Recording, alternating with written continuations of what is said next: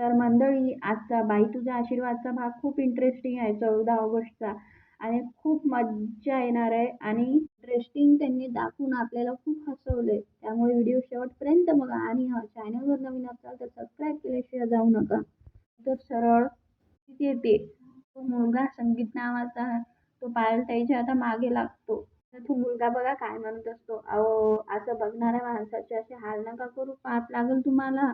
हे पाप्या, छळ तर तू माझा केलाय. आता पायलताई कशी कशी त्याच्यापाशी जाते आणि त्याला दादा म्हणते. नाही म्हणतो. मग आता भैया म्हणते. भैया नाही सैया. आता तितक्यातच धनपाल दादा आणि दादा येतात गाडीहून. आणि हे सगळं आता धनपाल दादा ऐकतो. धनपाल दादा त्या मुलाला म्हणतात, हाय सैया, कॉंग्रॅच्युलेशन. खूप मजा येते मंडळी. आणि आता इकडे तो पायलची चेष्टा पण करत असतो. पायल काही सांगत असते, हे बघा आमचं फिक्स आहे, आमचं गाठ आहे, आमची झाली आहे डील आणि माझं त्याच्याकडे आहे डील. हो, काही नाही आहे बरं. हे पाहिले अमिता ताई धनपाल दादाला साईडला नेते आणि सांगते की या मुलाने मला पसंत केलंय. तो केव्हाचा माझ्या मागे लागलाय. धनपाल दादाला खूप आनंद होतो आणि तो यशोधन दादाला सांगतो. त्याचं असं म्हणणं असतं बघा मंडळी, की यातून आता नमिता ताईची सुटका होती ना. बघ यशोधन दादा, या मुलाने पायलला पसंत केलंय.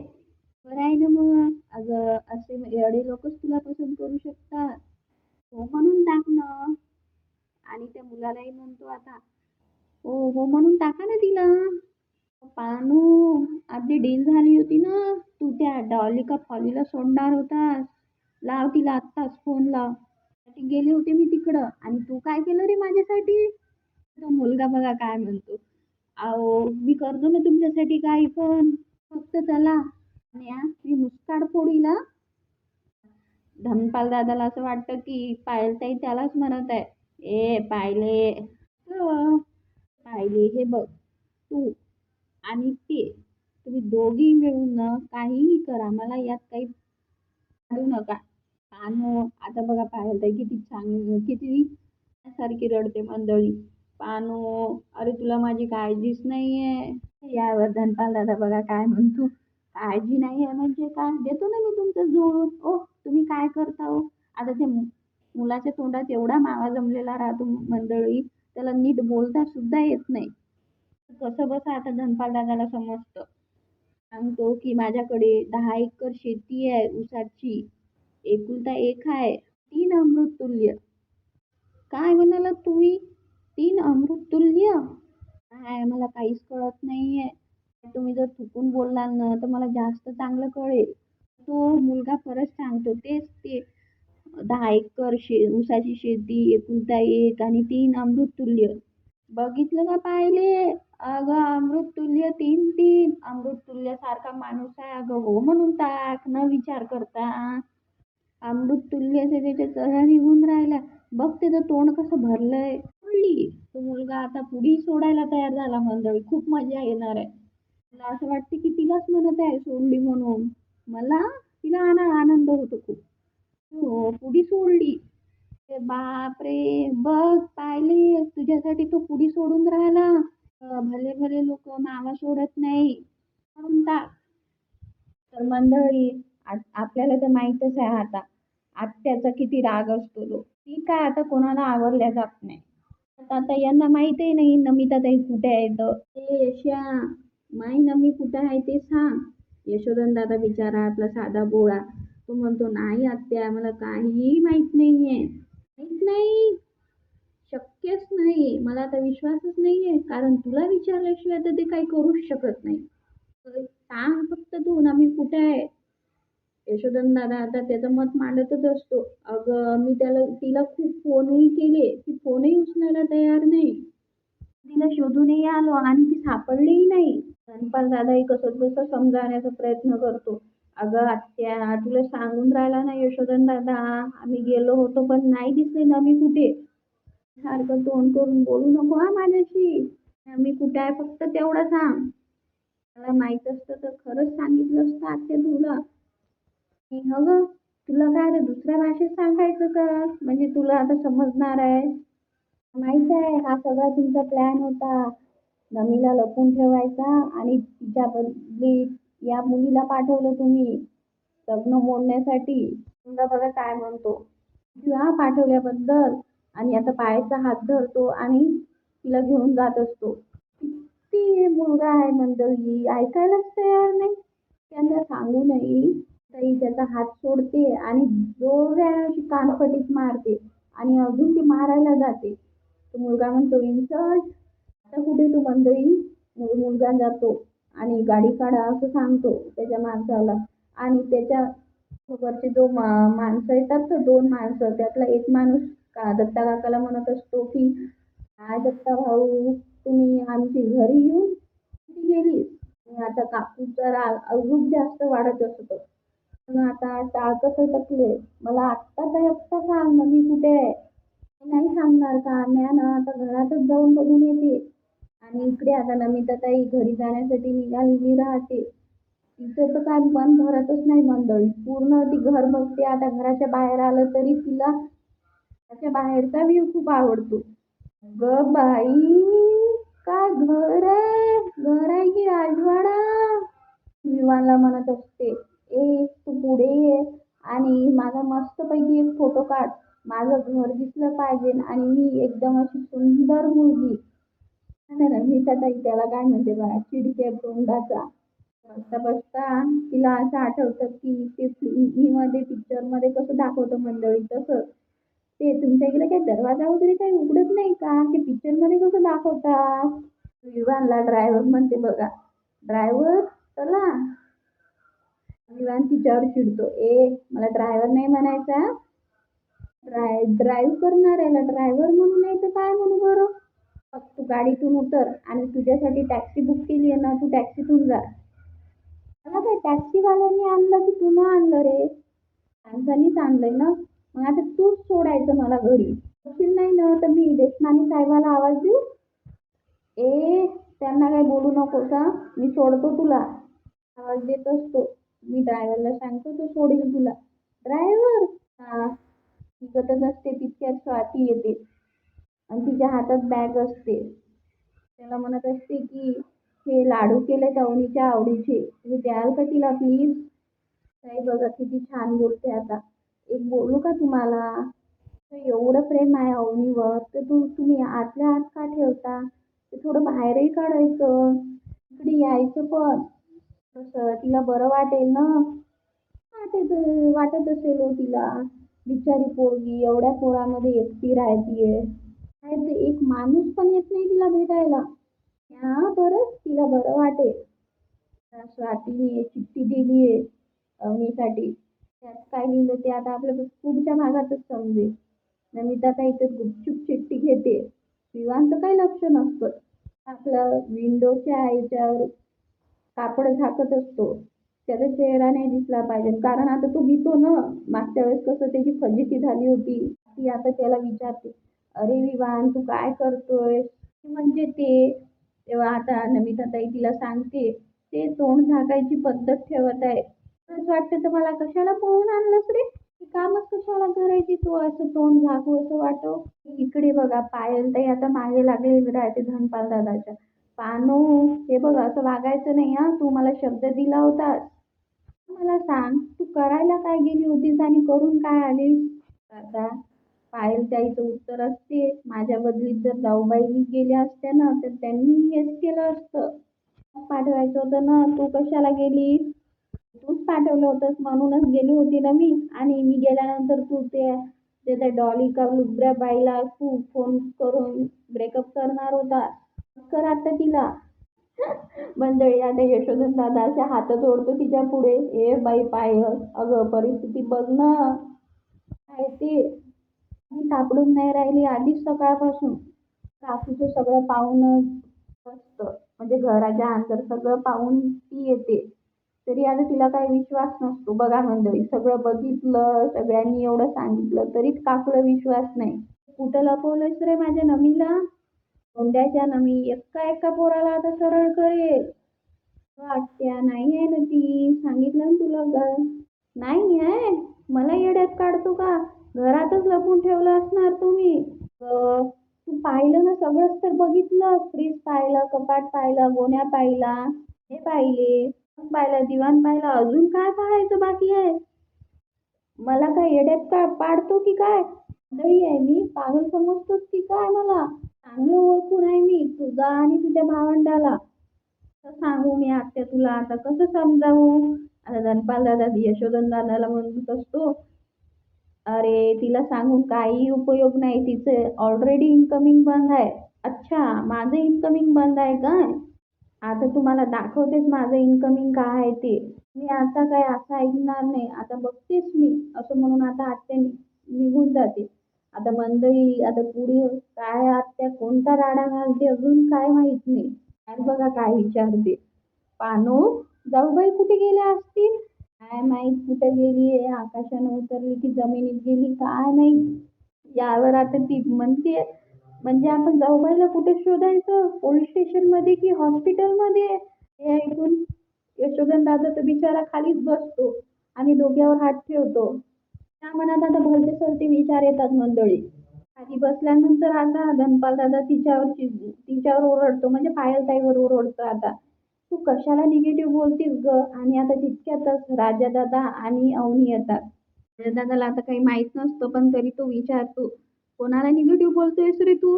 दादा तू असा का खाली बसलास? राजा तुझ्या काय डोक्यात फरक पडायलास का रे? आम्हाला काय हाऊस आहे का डोक्यावर असा हात ठेवून खाली बसायला?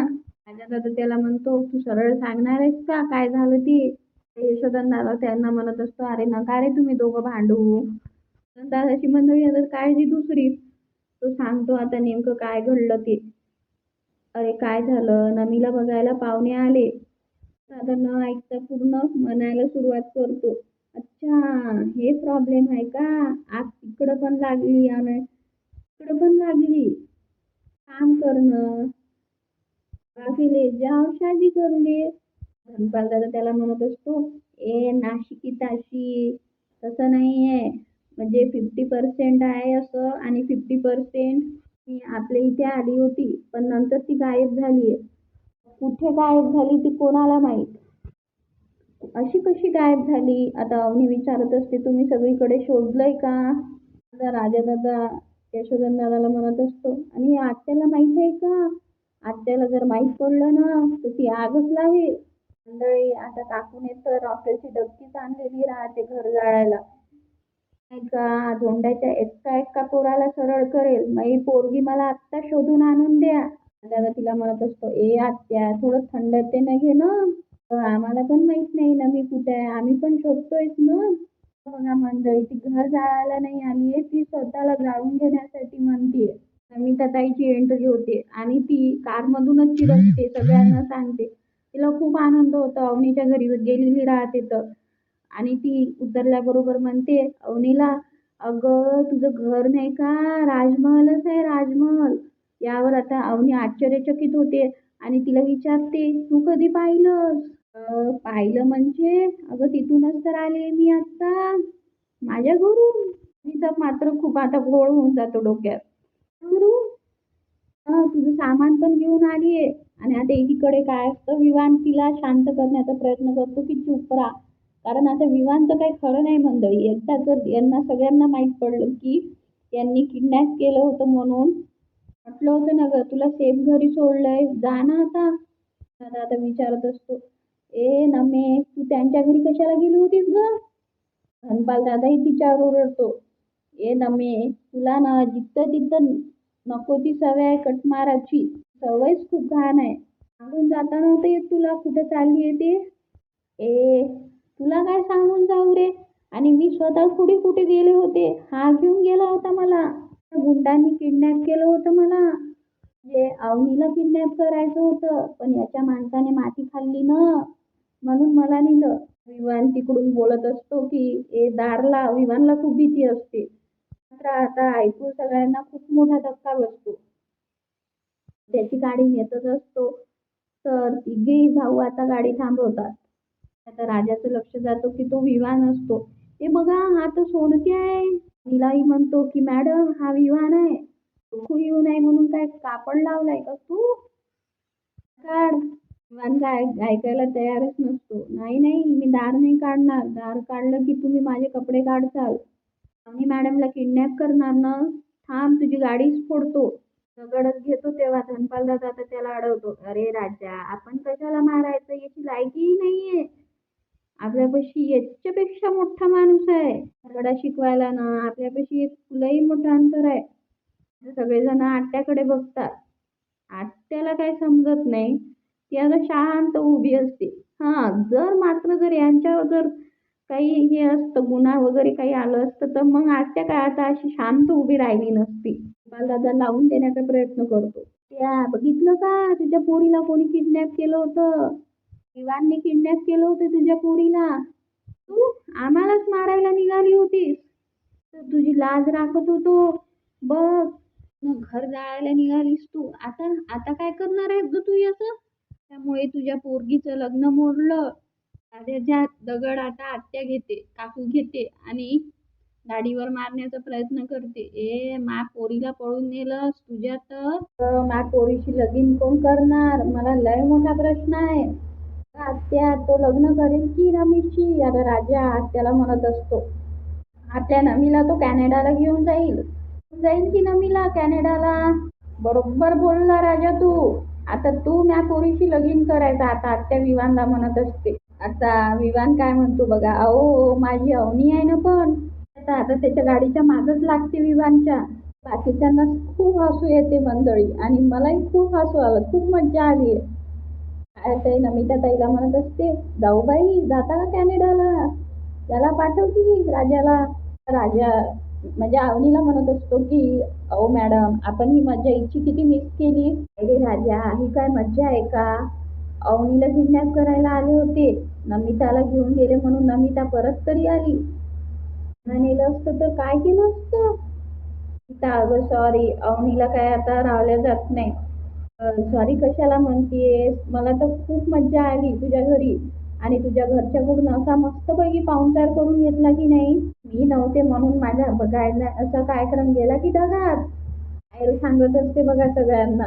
"अहो जाऊबाई, तुम्हाला सांगते, असला दलिंदर होता ना तो, तर त्याला असे जोरात कानपट्टी हाणली की इकडचा मावा इकडच्या साईडला गेला असेल. तरी आता राहिल्या जात नाही." "नाही नमिता, खरंच सॉरी. माझ्या घरच्यांमुळे तुला एवढा त्रास सहन करावा लागला ना." "अगं अवनी, तू एवढा लोड नको घेऊस. आणि तुला सांगते, तुझ्या घरचे काय, स्पेशली तुझ्या पप्पाला मी असं सुनून आली की नाही. म्हटलं, बघा तुमच्याकडे एवढी मोठी श्रीमंती आहे, तुमचा इतका जीव आहे आणि एवढं सगळं सोडून ती आमच्या राजासाठी आली तिकडं. मग विचार करा की तिथं किती जीव असेल." राजाला आनंद होतो. "नमी, तू खरंच एवढं बोलून आलीस का गं? Proud of you." सीताई आता त्याला म्हणते, "प्राऊड ऑफ यू यशा. तू असशील मोठा भाऊ, पण लग्नाच्या बाबतीत ना अवनी आणि राजा सिनियर आहे. शिक धाकट्या भावाकडून कसं प्रेम वगैरे करायचं असतं. आणलं पाहिजे ना तुमच्या दोघांना. नुसतं प्रेम नाही केलं तुम्ही, लग्नही सक्सेसफुल करून दाखवलं. कॉंग्रॅच्युलेशन." अवनीची दुसऱ्या दिवशी सकाळी देवपूजा चालू असते आणि घंटीच्या आवाजाने आता राजादादा उठतो. "अहो, तुमची थाळी काय रंगवणार नाही वाटतं आज." "हो हल्ली ते झाल्याशिवाय जागच येत नाही आम्हाला. काय झाल्यासारखीच वाटत नाही." या अशा बारीक सारीक आवाजानं काही 2 घंटे उठणार नाहीये."